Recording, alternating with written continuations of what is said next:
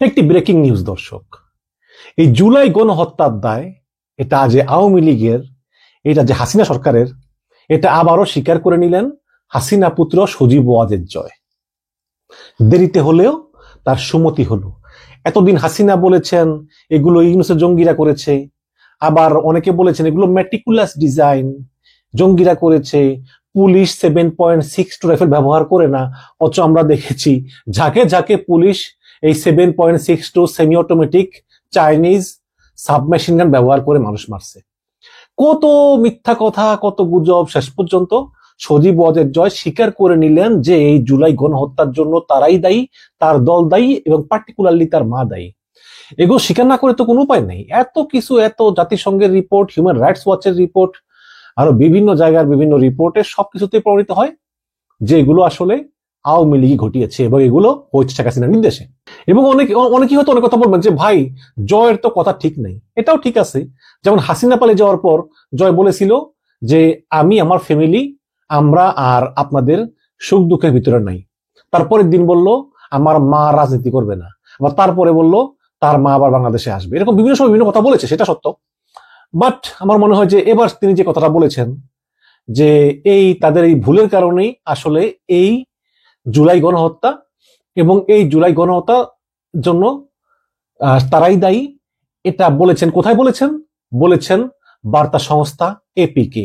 এবং দর্শক, বার্তা সংস্থা এপি এই নিউজটা ইংলিশে লিখেছে, যেহেতু এটা ইন্টারন্যাশনাল গণমাধ্যম, তো সেটা থেকে অনুবাদ করেছে আবার চ্যানেল আই। তো আমি ওই চ্যানেল আই এর অনুবাদকৃত অংশটা আপনাদেরকে পড়ে শুনাই। চ্যানেল আই হেডলাইন দিয়েছে, জুলাই আন্দোলনে হাসিনা সরকারের নিষ্ঠুর দমন পীড়ন ভুল ছিল। খেয়াল রাখবেন, জুলাই আন্দোলনে হাসিনা সরকারের নিষ্ঠুর দমন পীড়ন ভুল ছিল। কে বলেছেন? সজীব ওয়াজেদ জয়। জুলাই আন্দোলনে আন্দোলনকারীদের উপর শেখ হাসিনা সরকারের নিষ্ঠুর দমন পীড়ন ভুল ছিল বলে মন্তব্য করেছেন ক্ষমতাচ্যুত প্রধানমন্ত্রী শেখ হাসিনার ছেলে সজীব ওয়াজেদ জয়। আজ বৃহস্পতিবার অ্যাসোসিয়েটেড প্রেস এপি নিউজকে দেওয়া সাক্ষাৎকারে তিনি এক মন্তব্য করেন। শেখ হাসিনা সরকারের কিছু ভুলের কথা স্বীকার করে জয় বলেন যে জাতিসংঘ প্রতিবেদনে 1400 জন নিহত হওয়ার কথা বলা হয়েছে, তবে অন্তর্বর্তীকালীন সরকারের স্বাস্থ্য উপদেষ্টা 800 জন নিহতের কথা বলেছে। দেশ অস্থিতিশীল হলে ইসলামপন্থীরা লাভবান হবে উল্লেখ করে সজীব ওয়াজেদ জয় বলেন যে আওয়ামী লীগকে বাইরে রেখে প্রফেসর ইউনূস কারসাজিপূর্ণ নির্বাচনের পরিকল্পনা করতেছেন। জয় বলেন, নির্বাচনে কোনো দলকে বাধা দেওয়া হলে তা হবে একটি প্রহসন নির্বাচন এবং সেই নির্বাচন কেউ মেনে নেবে না, এটা বিশ্বে গ্রহণযোগ্য হবে না। জয় আরো বলেন, ডক্টর মোহাম্মদ ইউনূসের নেতৃত্বাধীন বর্তমান সরকার যদি অন্তর্ভুক্তিমূলক নির্বাচন আয়োজন করতে ব্যর্থ হয় তাহলে বাংলাদেশ রাজনৈতিকভাবে অস্থিতিশীল থাকবে। জয় বলেন, আওয়ামী লীগের উপর থেকে নিষেধাজ্ঞা তুলে নিতে হবে এবং নির্বাচনকে অবশ্যই অন্তর্ভুক্তিমূলক এবং অবাধ ও সুষ্ঠু করতে হবে। তো এগুলো আপনার মা করে নাই কেন 15 বছর? জয়ের মতে এখন যা ঘটছে তা আসলে আমার মা এবং আমাদের রাজনৈতিক নেতাদের নির্বাচনে প্রতিদ্বন্দ্বিতা করা থেকে বিরত রাখার একটা অপচেষ্টা, এবং এটি ন্যায় বিচারের ছদ্মবেশে রাজনৈতিক কারসাজি। জয় বলেন, আওয়ামী লীগকে নির্বাচনের প্রস্তুতির জন্য পর্যাপ্ত সময় না দেওয়া হলে নির্বাচনের ফলাফল দেশের জনগণ মেনে নিবে না এবং আন্তর্জাতিক পর্যবেক্ষকরা স্বীকৃতি দেবে না। দেখা যাক দেয় কি না দেয়। মানে জয়ের কথা হচ্ছে যে এই নির্বাচনের ফলাফল দেশের জনগণ মেনে নিবে না।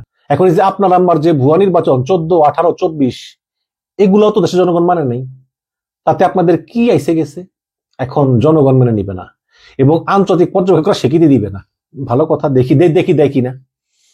ইউরোপ সরকারের বিরুদ্ধে মানবাধিকার লঙ্ঘনের অভিযোগ তুলে সজীব ওয়াজেদ জয় বলেন যে আওয়ামী লীগের নেতাকর্মী এবং দলীয় সমর্থকদের 1 বছরের বেশি সময় ধরে জেলে রাখা হয়েছে এবং জামিনও দেওয়া হচ্ছে না।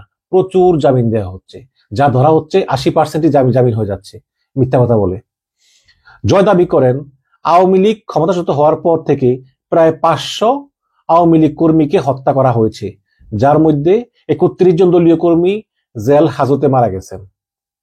এবং সজীব ওয়াজেদ জয় বলেন যে দেশের হিন্দু সম্প্রদায়ের লোকজন এই সরকারের প্রধান লক্ষ্যবস্তু, সরকার টার্গেট করে করে হিন্দু নির্যাতন করতেছে। মানে সজীব ওয়াজেদ জয় যদিও মানে স্বীকার করছে যে এই জুলাই আন্দোলনে হাসিনা সরকারের দমন পীড়নটা ভুল পদক্ষেপ ছিল, কিন্তু তারপরে বাকি কথাগুলো সব কিন্তু ওই ভারতের কথার সঙ্গে মিলে যায়। যে ওই যে হিন্দুদের নির্যাতন, তারপরে অন্তর্ভুক্তিমূলক নির্বাচন, এগুলো লজ্জা লাগে না বলতে? মানে রাজনীতি করলে কি লজ্জা শরম একদম থাকে না? যার মা 14 সালে, 18 সালে, 24 সালে চরম চরম ভুয়া পুনর্নির্বাচন, 14 সালে বিনা ভোটের নির্বাচন, 18 সালে রাতের ভোটের নির্বাচন, 24 সালে আমি ডামি স্বামী এই সব নির্বাচন, সেই সজীব ওয়াজেদ জয় তার মাকে একটা কথা বলছে? বলে নাই তো, বরং সে সবসময় মায়ের পক্ষে সাফাই গাইছে।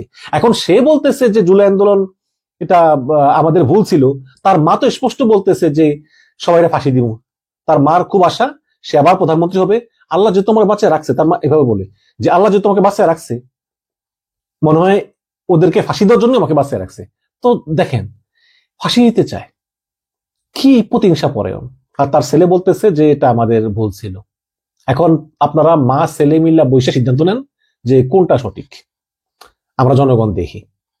তো যারা এইভাবে গুম খুন হত্যা গণহত্যা এগুলো করে একতরফা নির্বাচন করে 15টা বছর ধরে অবৈধভাবে ক্ষমতায় ছিল, তারা এখন সুষ্ঠু নির্বাচনের কথা বলে, অবাধ নির্বাচনের কথা বলে, তত্ত্বাবধায়ক সরকারের কথা বলে। যে তত্ত্বাবধায়ক সরকার নিয়ে এমন কোন আন্দোলন নাই বিএনপি না করছে এবং বিএনপির দমন পীড়ন করা হয়েছে অন্যায় ভাবে। ওই খায়রুলকে দিয়ে তত্ত্বাবধায়ক বাতিল করে আজীবনের জন্য এই ভারতের পরামর্শে এই ফ্যাসিস্ট হাসিনা জনগণের ঘাড়ে চেপে বসাচ্ছে। এখন আবারও ওই যে মানে খুব ভালো ভালো অভিনয় করে আবারও সুই হয়ে ঢুকে থাল হয়ে আবারও বাংলাদেশকে ভারতের করদরাজ্য বানাবা, এটা আর জনগণ হতে দিবে না। এবং এই নির্বাচনে যদি আওয়ামী লীগ অংশগ্রহণ না করে, তাহলে নাকি আন্তর্জাতিক পর্যবেক্ষকরা স্বীকৃতি দিবে না। আবার বলতেছে যে আমাদেরকে সময় দিলেও যদি একদম শেষ সময় বলা হয় তাহলে আমরা মানবো না, কারণ আমাদেরকে নির্বাচনে অংশগ্রহণের জন্য পর্যাপ্ত সময় দিতে হবে। সজীব ওয়াজেদ জয় ভাই, একদম ধরে রাখেন আপনাদেরকে ইউনূস সরকার নির্বাচনে অংশগ্রহণ করতে দিবে না। কারণ 6টা বাংলাদেশ সংস্থা চিঠি লিখছে, ঠিক আছে, তারপরে চাপটাপ কিছু আছে, কিন্তু ইউনূস সরকার এও জানে যে আপনাদেরকে নির্বাচন করার সুযোগ দিলে আবার জনগণ গর্জে উঠবে, রাস্তায় নামবে, অশান্তি করবে। এইটা ইউনূস সরকার আর চায় না। নির্বাচনের বাকি আছে 3 মাস, জামাত আছে, বিএনপি আছে, এনসিপি আছে, তারা মিলেমিশে নির্বাচন করে ফেলবে এবং এই নির্বাচন আন্তর্জাতিকভাবেও স্বীকৃতিপ্রাপ্ত হবে। আর যদি নাও হয়, সো হোয়াট? আপনার মা এই 15 বছর কোন নির্বাচনে আন্তর্জাতিক স্বীকৃতির আশা করে নেই এবং ইউনূস সরকারও করবে না বলেই আমার বিশ্বাস। তারপরেও আপনাকে সাধুবাদ জানাই, দেরিতে হলেও আপনার মা যে গণহত্যার জন্য দায়ী এবং তিনি যে গণহত্যা করে ভুল করেছেন এটা আপনি স্বীকার করেছেন। ধন্যবাদ।